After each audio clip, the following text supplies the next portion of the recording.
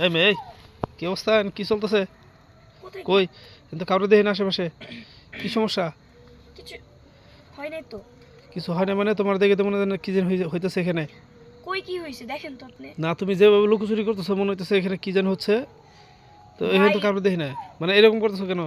আমি একটা কাজে আসছি ভাই। জি জি, কিসের কাজ?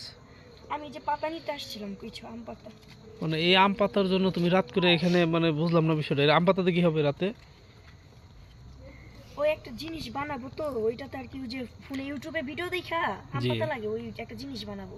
এর জন্য ভাবলাম কিছু নিয়ে যাই, দিনে সময় পাই না বুঝছেন। আচ্ছা যাই হোক, তুমি কিন্তু অনেক সুন্দর বুঝছো। দিনের বেলায় আমি তো তোমার পিছু পিছু ঘুরি, তুমি কিন্তু আমার পাত্তা দাও না। আর এখন রাত করে আমি তো তোমার দেখে অবাক, আমি ভাবছি হয়তো কোনো ছেলের সাথে প্রেম প্রীতি করো নাকি।